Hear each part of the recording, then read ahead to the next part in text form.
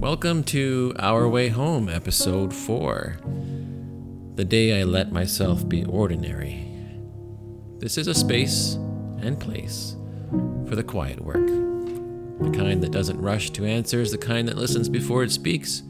In a world moving faster than our hearts can sometimes follow, this is a space to slow down, to notice what you're carrying and to remember what still belongs to you. Season 2 is about living honestly in a world that's changing quickly. We'll talk about poetry, about ordinary days and unfinished stories, about bodies that learn and tire and heal, about kitchens, classrooms, silence and song. In this season, we'll also acknowledge something new. We are all learning how to live with AI, not as a replacement for our humanity, not as an authority over our lives. Here it doesn't lead, it doesn't decide, it doesn't replace the human voice. Just simply walks alongside us like a lantern, offering light, but never the path. This isn't a show about becoming more, it's about remembering what's already here.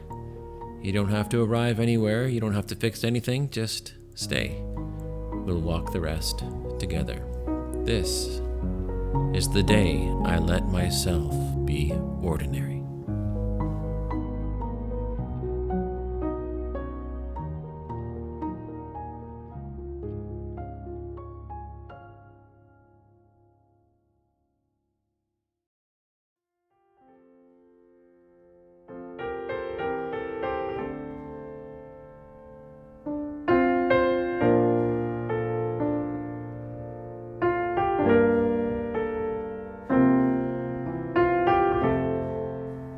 There was a day.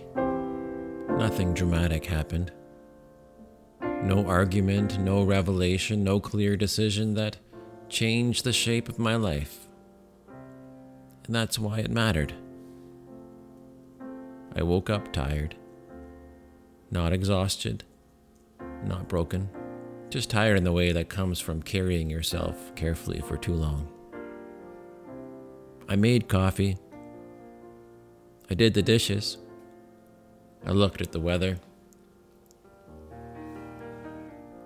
And for the first time in a long time, I didn't ask myself how to explain my presence. I didn't prepare a defense. I didn't rehearse clarity.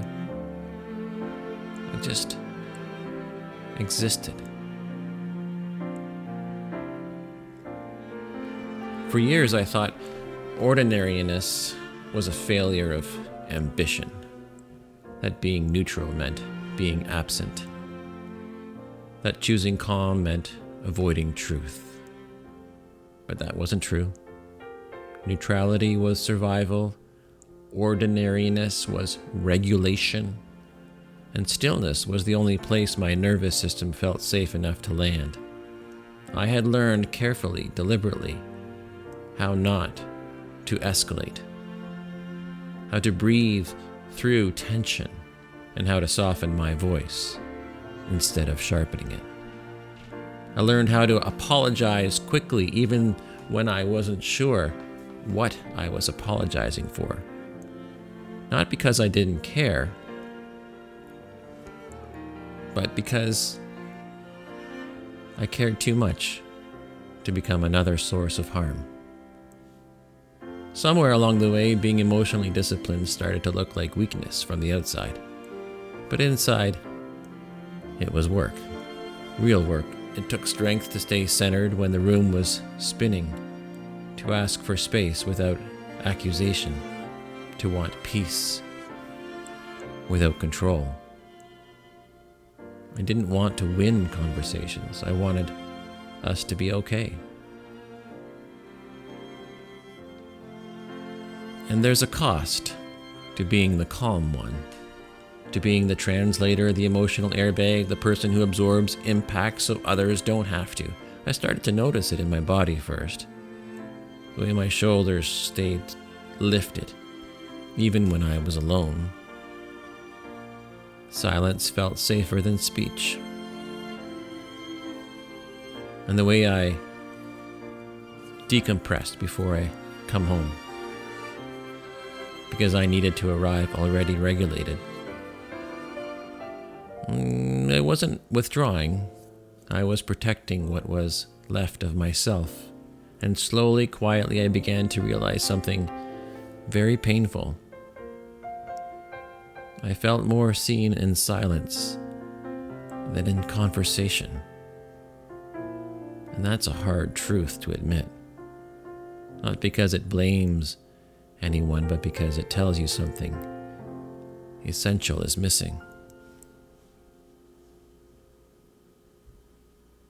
You see, the day I let myself be ordinary, I stopped performing emotional excellence. I stopped trying to be endlessly patient, understanding, and available. I let myself be a man doing the dishes. I let myself cry. And I let myself cry without turning it into a lesson. I let myself be the father I wanted to be, who didn't have the perfect explanation, but stayed present anyways. I let myself be human, without translating my needs into something more palatable. Ordinary didn't mean disengaged. To me, it meant honest.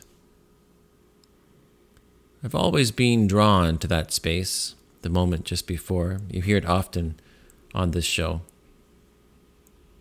Before a snowflake lands or a child speaks, before a goodbye becomes final. For me, that's where truth lives, not in declarations. It's the pause. And for a long time, I lived in the noise. I focused on words when I should have been focusing on the space between. I was fixing, explaining, managing, but when I finally let myself be ordinary, I stepped back into that quiet space. I didn't want to disappear. I wanted to reemerge. I gave myself permission to reflect.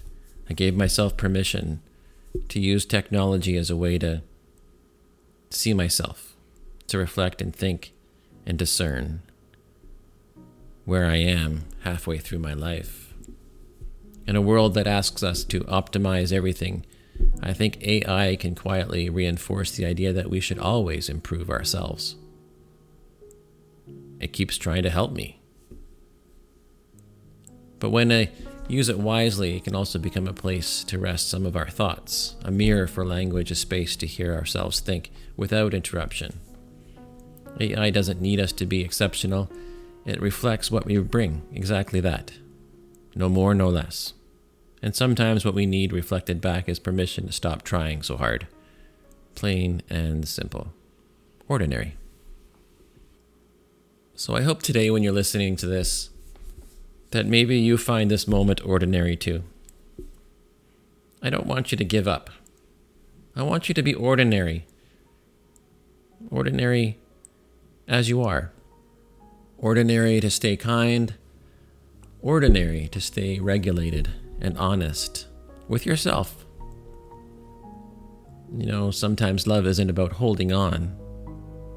It's about letting go with grace and trusting that truth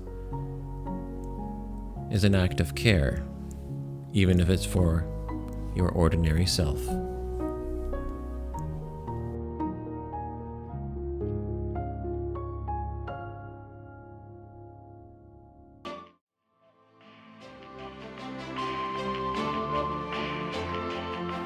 And I want to thank you for being here, for listening this far, for staying with something quiet and real. Before you go, I'll leave you with one question, not to answer quickly, not to justify.